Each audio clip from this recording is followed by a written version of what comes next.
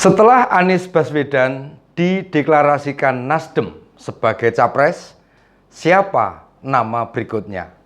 Yang akan menyusul akankah dua nama yang berada di elektabilitas survei di tiga besar, yakni Prabowo Subianto dan Ganjar Pranowo akan menyusul? Ataukah ada nama lain yang tidak diprediksikan berposisi sebagai capres tiba-tiba muncul? Yang jelas diusungnya nama Anies oleh Nasdem mengejutkan banyak pihak.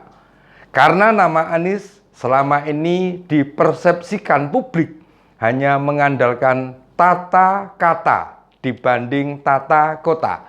Lebih bayar daripada pekerjaan jadi kelar. Akankah perjalanan Anies sebagai capres Nasdem akan lancar? Simak Om Ben, opini dan Beni berikut ini.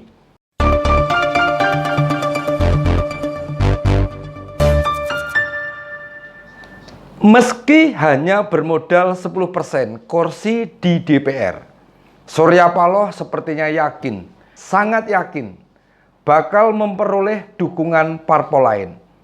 Mencalonkan Anies, apalagi sebelumnya yang berkomunikasi intensif ya dengan Demokrat dan PKS. Jika keduanya benar-benar merapat, maka syarat mengajukan capres jelas terpenuhi. Dan yang cukup mengejutkan, posisi cawapres malah diserahkan pada Anies untuk memilihnya. Padahal ini konsekuensinya berat. Ini konsekuensinya sangat berat. Pertama, Anies bisa menjual jabatan cawapres pada orang-orang yang menginginkan. Kedua, menyerahkan lobi parpol yang ingin mendekat kepada Anies. Sementara sesaat setelah mendeklarasikan Anies, ada beberapa kader potensial Nasdem langsung menyatakan mundur.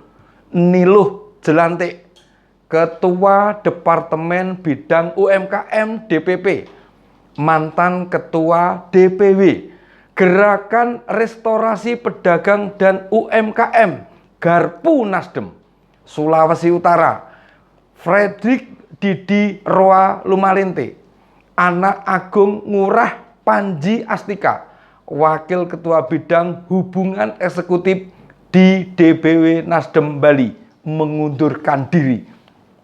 Tentu, Surya Paloh tidak berpikir bahwa nama Anies di luaran tercitrakan kurang baik. Jangankan secara nasional, di tingkat Jakarta saja banyak masyarakat yang kecewa dengan kinerja Anies. Tentu kontradiksi ini berada di banyak benak kader Nasdem. Pasti ada faktor yang mempengaruhi keputusan Surya Paloh segera mencalonkan Anies. Ada kesan buru-buru, menarik untuk dikupas lebih lanjut. Selama ini kita tahu Metro TV berada di kubu lawan Anies. Bahkan di Pilgub 2017 Nasdem mendukung pasangan Ahok Jarot. Jika diruntut ke belakang, beberapa minggu lalu ada perjumpaan antara Surya Paloh, Anies Baswedan, AHY, dan Presiden PKS Ahmad Saiku. Dan satu orang lagi yang kita tahu pengaruhnya masih besar di kancah politik nasional. Dia adalah Yusuf Kalla.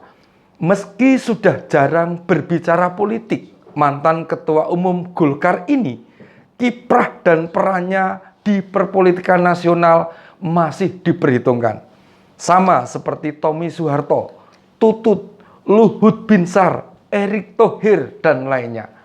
Saat ini jabatan yang masih melekat pada Yusuf Kalla, yakni Ketua Dewan Masjid Indonesia. Dan berbicara tentang masjid, kita jadi ingat bagaimana Pilkada 2017 diakui atau tidak menjadi arena cuci otak massal tentang dukungan kepada pencalonan Anies. Meski Pilkada berada di Jakarta, namun narasi tentang pentingnya memilih pemimpin seiman seperti menyebar ke seluruh penjuru negeri. Hal ini juga mengingatkan kita pada era 1999. Pembicaraan pemimpin adalah laki-laki juga mudah kita dengar. Beberapa masjid di Jakarta pun melarang menyolatkan jenazah bagi pendukung Ahok. Tapi akankah semua ini bakal terulang? Sebenarnya ini jadi tantangan besar bagi umat Islam.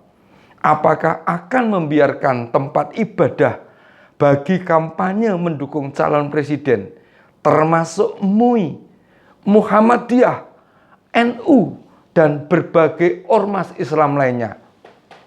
Politik identitas seakan-akan melekat dan mengikuti kemanapun Anies melangkah. Tentu ini kendala besar bagi Nasdem. Jika memang benar Nasdem bakal menggandeng Demokrat dan PKS, maka kemungkinan akan tercipta 3 pasangan capres. Gerindra bakal mengajukan Prabowo Subianto dengan dukungan PKB dan PAN. Sementara Golkar akan realistis kembali merapat ke PDIP untuk bersama-sama mengusung Ganjar Pranowo. Puan Maharani yang digadang-gadang oleh segelintir orang DPP tidak akan dicalonkan. Megawati sebagai ketua umum bakal realistis sebab pencalonan Anies sebagai capres oleh Nasdem justru memecah kelompok yang selama ini menempatkan Prabowo Subianto maupun Anies dalam satu kubu. Perpecahan ini yang kemudian disikapi oleh Golkar dengan merapat ke PDIP yang peluang menangnya jauh lebih besar. Mengusung calon sendiri justru malah lebih menjadi beban dan mereka harus mengakui saat ini tidak ada kader mereka yang menonjol. Munculnya nama Erlangga Hartarto dalam berbagai survei tidak bisa dianggap bahwa itu modal yang cukup untuk melawan kandidat lain. Selain unggul dalam survei, Ganjar juga memiliki basis pendukung militan, non-partai. Artinya, PDIP bila mencalonkan Gubernur Jawa Tengah memiliki 2 sumber suara. Pertama, kader dan struktural partai ditambah relawan yang hingga kini sudah terbentuk di banyak wilayah. Mega tidak akan bersikeras mengajukan Puan Maharani, sebab yang akan bertahan memilih putrinya itu tinggal struktural partai saja. Sementara kader PDIP maupun relawan Ganjar diprediksi bakal abstain. Tentu ini kerugian besar, karena abstennya para pemilih Ganjar akan berdampak pula pada suara parpol maupun suara calon legislatif. Maka dari itu, muncullah nama Anies. Sebenarnya tidak banyak menggelisahkan partai lain untuk melakukan hal yang sama, baik Prabowo Subianto maupun Ganjar Pranowo. Sebenarnya tinggal dimatangkan oleh partai yang mendukung mereka. Selain itu, parpol pengusung akan terus mengamati pergerakan elektabilitas Prabowo maupun Ganjar demi mengukur perkembangan dukungan publik. Lalu apakah Anies dalam survei elektabilitas bakal naik ketika merapat ke Nasdem? Jika mau jujur, dalam 3 bulan mendatang justru tingkat elektabilitas Anies malah merosot. Para pemilih Nasdem 2019 mayoritas tidak menyukai Anies. Dan para pemilih Anies 2017 tidak menyukai Nasdem. Jadi deklarasi kemarin sebenarnya malah merugikan Anies Baswedan maupun Nasdem. Besok kita buktikan. Sampai jumpa di Opini dan Beni berikutnya. Sikat masih!